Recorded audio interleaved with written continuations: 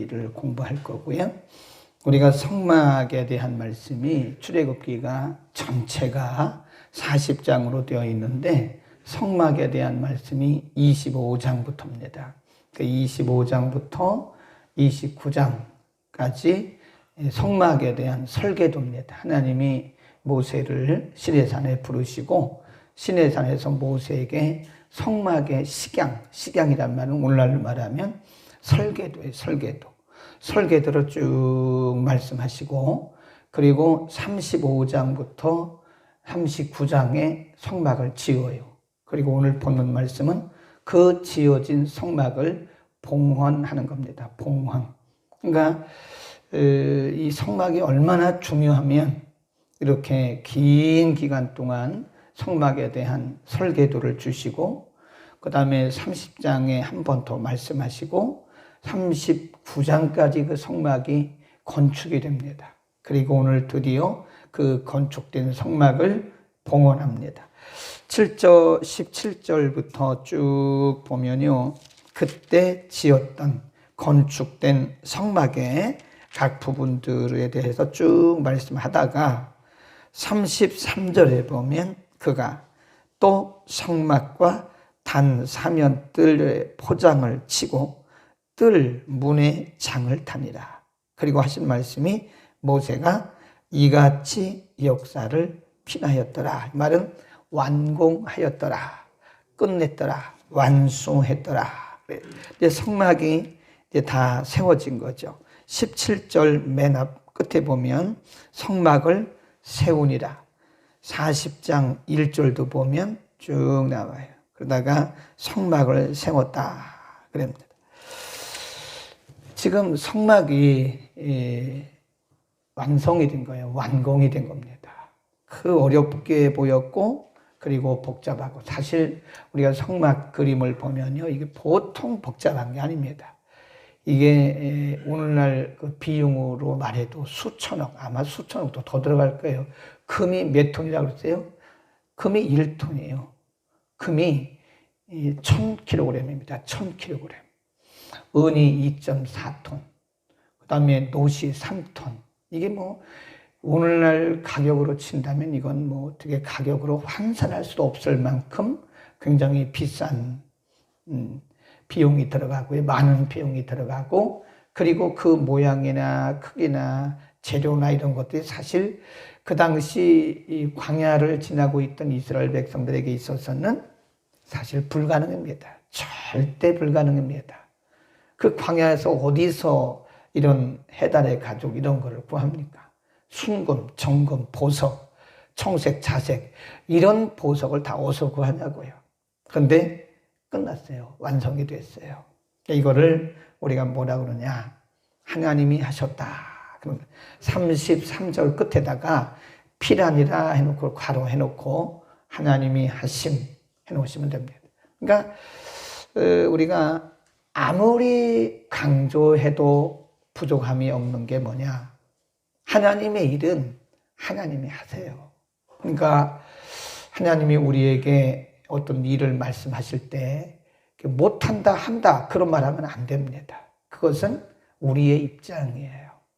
물론 인간이기 때문에 뭐 계산도 해보고 뭐 해볼 수 있죠. 그러나 우리는 결국에는 이런 일들은 하나님이 하신다라고 하나님 앞에 맡겨야 되고 하나님이 어떻게 해 나가시는가를 봐야 돼요.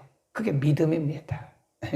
그거 안 된다고 불가능하다고 말을 하면 안 돼. 그건 우리의 불신앙적인 모습이고 어떻게 보면 불순종적인 모습입니다. 우리가 못하면 하나님 맡기고 그냥 하나님이 하시도록 또 믿음 있는 사람들이 하도록 그냥 맡기면 돼요. 그러니까 내가 못한다고 내가 안 될 것 같다고 그거를 계산하고 막으면 우리는 하나님의 일을 불신앙으로 바라보는 것이고 가로막는 것이다. 33절 꼭 기억하세요. 하나님이 하셨다. 하나님이 하시는 거예요. 그 다음에 17절부터 33절까지 32절까지 반복되어서 등장하는 구절이 있습니다. 거기 쭉 보면 16절도 있죠. 여호와께서 자기에게 명하신 대로 다 행하였더라. 19절 여호와께서 모세에게 명하신 대로 하였더라. 21절 여호와께서 모세에게 명하신 대로 하였더라. 25절, 27절, 29절, 32절 계속해서 반복되는 구절이 뭐예요? 여호와께서 모세에게 명하신 대로 하였다. 이런 부분이 중요한 거예요. 하나님이 25장에 보면요, 그 처음에 설계도를 주시면서 하나님이 모세에게 하신 말씀이 있어요. 한번 보세요. 25장. 이런 부분들을 잘 보셔야 됩니다. 출애굽기 25장 맨 끝절에 하나님이 설계도를 다 주신 다음에 40절 25장 40절 시작. 너는 삼가 이 산에서 내게 보인 식양대로 할지니라. 이 식양이란 말은 뭐라고 그랬어요? 설계도. 내가 너에게 보여준 그 설계도대로 해라. 더하지도 말고 빼지도 말고 줄이지도 말고 바꾸지도 말고 그대로 해라. 그 다음에 또 30장에 가보면 35장으로 갈까요? 35장에 보면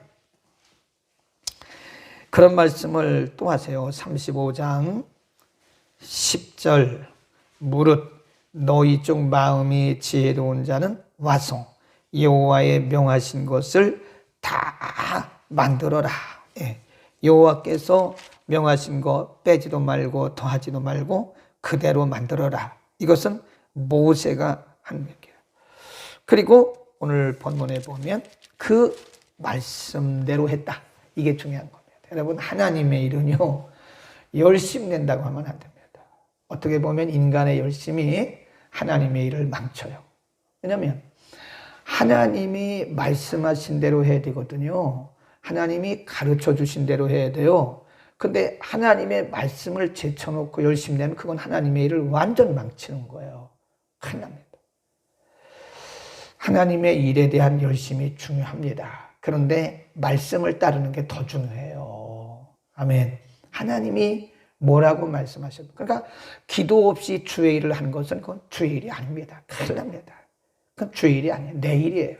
내 일 해놓고 나중에 주님이 마태복음 7장에 보면 예수님 뭐라고 했냐면 거짓 선지자들에서 말씀하면서 그날에 많은 사람들이 와서 내게 이르기를 주여 내가 주의 이름으로 귀신을 쫓았습니다. 누구 이름으로? 주의 이름으로. 주여 내가 주의 이름으로 능력을 행했습니다. 근데 주님 뭐라고 그래요? 그날에 주께서 이르시기를 불법을 행하는 자들아 내게서 떠나가라. 나는 너희를 도무지 모른다. 이런 말씀을 하시는 거예요. 네. 예수님이 하신 말씀이에요. 불법을 행하는 자들아 나는 너희를 모르니 도무지 모르니 내게서 떠나가라. 그런 말씀을 하셨어요. 그러니까 우리가 열심 내도 말씀대로 하지 않는 건 그 불법이에요. 불법. 우리가 이런 건물을 지을 때도요. 이거 옥상에다가 뭐 하나 못합니다 하면 당장에 구청에서 나와요. 그 불법 건물이라고 그래요. 그 철거하라고 그래요. 그리고 몇백만 원씩 벌금 나와요. 무허가. 그러니까 이게 건물을 지을 때요. 이게 건물을 짓기 전에 그냥 막 짓는 게 아니잖아요. 설계도가 있어요. 설계도. 그래서 뭐 저 베란다는 얼마, 그리고 이 철거는 뭐 예를 들면 몇 파이짜리, 몇 미리짜리, 뭐 이런 거 다 전선은 몇 미리짜리 다 들어가요. 그런데 그 공사하는 사람이 그걸 다 바꿨어요. 철근을 분명히 뭐 예를 들어서 5mm짜리다. 뭐 50mm라. 50mm짜리 넣으라 그랬다. 근데 50mm를 안 넣고 30mm 넣었어요. 그건 불법이에요. 네. 전선을 예를 들어서 3mm짜리 넣으라 그랬다. 2.5mm짜리 넣으라 그랬다. 근데 자기가 건축비를 줄이려고 1mm짜리를 넣었어요. 그건 불법이죠. 그건 나중에 사고 나는 거예요. 하나님의 일은 하나님이 시키시는 대로 해야 돼요. 하나님 말씀하신 데까지만 해야 되고 하나님 말씀이 서면 서야 돼요.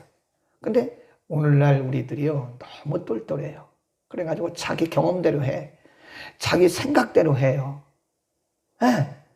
자기가 알고 있는 지식대로 해요. 그거 불법입니다. 불법입니다. 큰일 나요. 하나님이 말씀하실 때 나하고는 상관이 없다. 그렇게 말해요. 그랬다니까요. 한번 찾아보세요. 다시 마태복음을 한번 가봅시다. 이런 말씀들을 우리가 눈여겨보고요. 조심해야 됩니다. 주의 일을 하는 게 중요한 것이 아니라 주의 법대로 하는 게 중요한 겁니다. 마태복음 7장 22절. 마태복음 7장 22절. 그날에 주님 오시는 그날이에요. 시작. 그날에 많은 사람이 나더러 이르되 주여 주여 우리가 주의 이름으로 선지자 노릇하며 주의 이름으로 귀신을 쫓아내며 주의 이름으로 많은 권능을 행치 아니하였나이까 하리니 그때 내가 저희에게 밝히 말하되 내가 너희를 도무지 알지 못하니 불법을 행하는 자들아 내게서 떠나가라 그러잖아요. 그날에 많은 사람들이 내게 와서 말하기를 주여 주여 그래 주여 내가 주의 이름으로 귀신을 쫓아냈고 내가 주의 이름으로 능력을 행했고 내가 주의 이름으로 병든 자를 고쳤고 내가 주의 이름으로 이거 했습니다. 주님 뭐라 그래요? 도무지 몰라. 난 너 몰라. 나는 몰라. 불법을 행하는 자들아 떠나가. 이렇게 말씀하신다는 거예요. 무서운 말씀입니다. 그러니까 우리의 신앙생활의 기준은 말씀이에요. 말씀. 누가 무슨 얘기를 해도 말씀입니다. 누가 뭐라고 설명을 했어요. 반드시 우리 신앙생활의 기준은 뭐예요? 말씀입니다. 말씀이 아닌 건 넘어가지 마세요. 말씀 넘어가지 마시라고요. 큰일 납니다. 네. 지난 금요일 날도 얘기했는데 제가 만일 우리 학교 총장이면 그런 교수들은요 당장에 내보냅니다.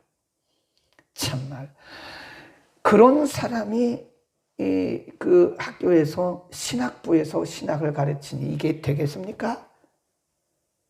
참 왜 내가 난 우리 학교 총장님은 마음도 좋다. 그 좋은 게 아니시네. 그걸 내가 총장이라면 저거 당장에 내보냈다. 총신대 같으면요 발도 못 붙입니다. 그렇게 해가지고는 엉뚱한 소리 하는 거예요. 이 20대 젊은 학생들 앉혀놓고요 예수님의 모든 복음서는 신화다. 신화입니까? 사실이지? 그런 얘기를 하는 사람들이 수두룩해요. 수두룩하다고요. 말씀이 아니라니까요. 박사 아니라 박사 아버지라도 안 돼요. 그건 엉터리 박사지. 그게 무슨 박사입니까? 박사라고 다 박사예요? 말씀이 아닌 것은 아니에요. 따라가면 안 돼요. 절대로. 우리가 개인적으로 말씀이 뭐라고 말씀하셨는가를 봐야 돼. 그러니까 누가 뭘 했나 그게 중요한 게 아니에요. 하나님의 말씀이 뭐라고 그러셨지?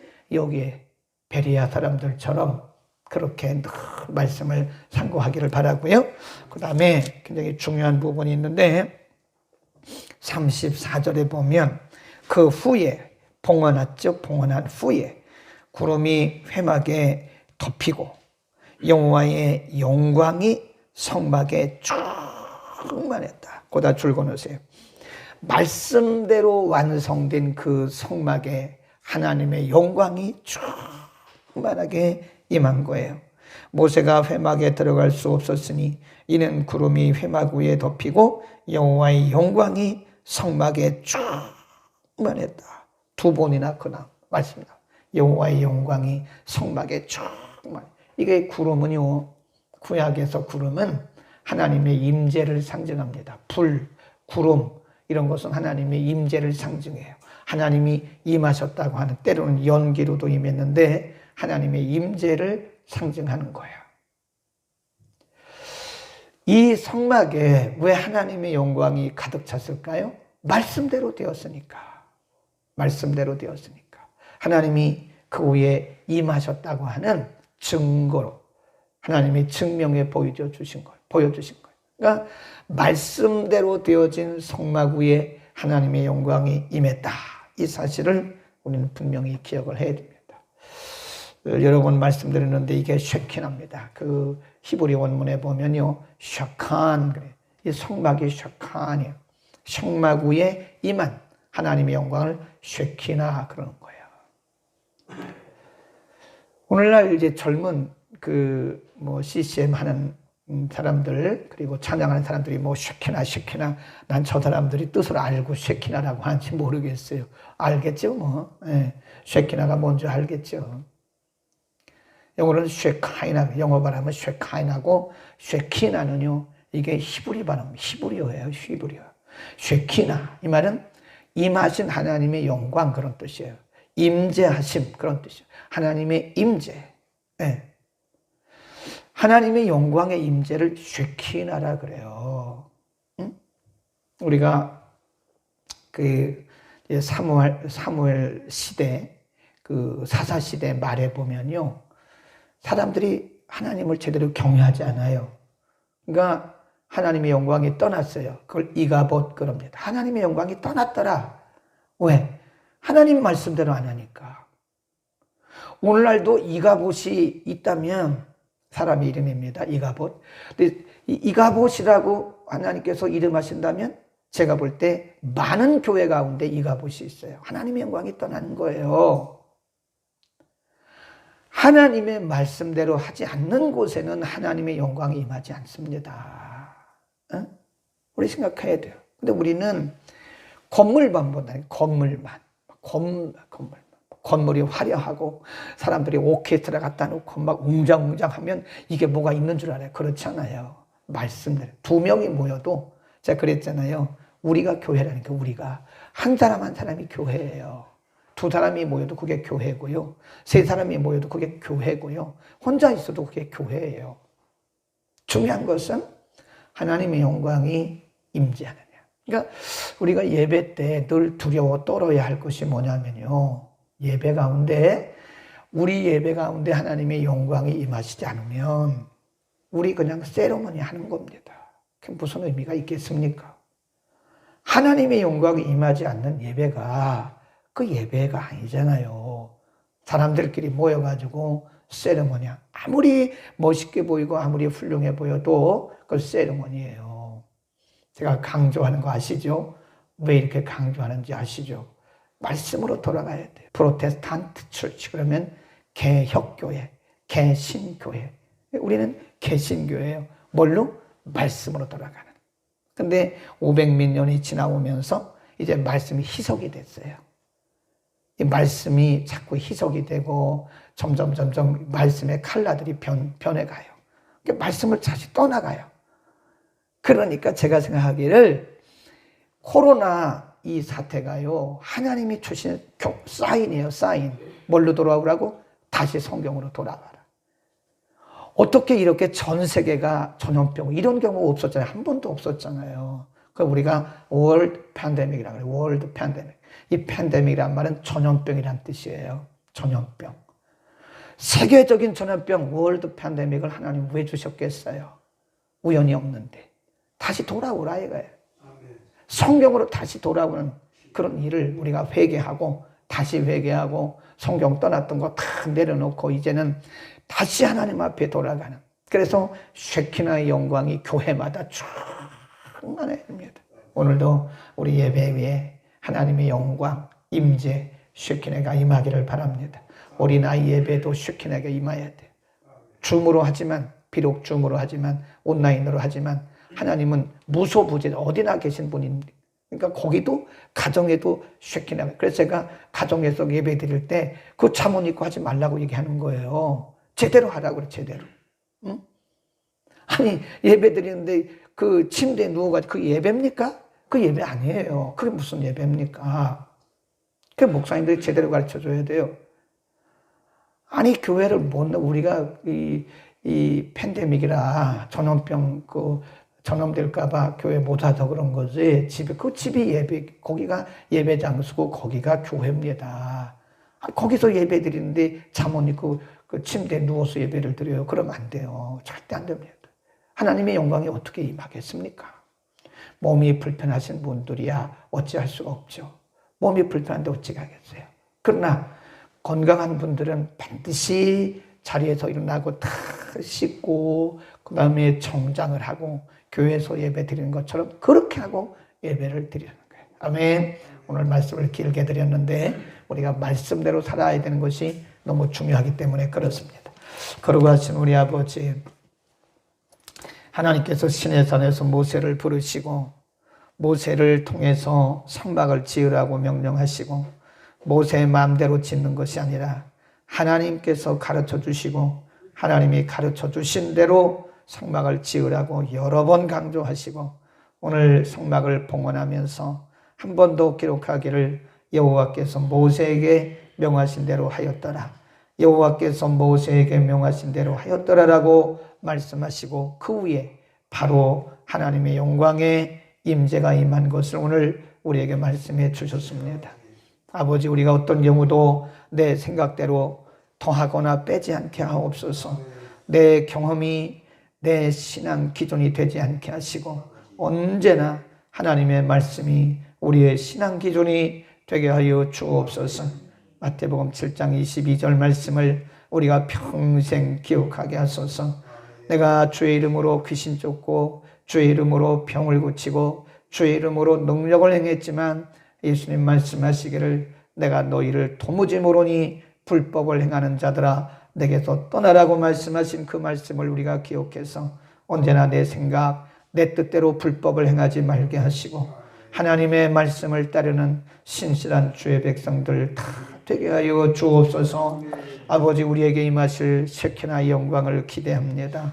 오늘도 유치부 예배, 유년부 예배, 중고등부 예배, 또 청년대학부 예배, 영어 예배, 주일 1부 예배, 2부 예배, 밤 예배까지 오늘도 주일을 성수하고 예배할 때마다 교회에서, 가정에서, 어느 곳에서든지 예배하는 곳에 하나님의 거룩하신 영광이 임하게 하옵소서. 예수 그리스도의 이름으로 기도드립니다. 아멘.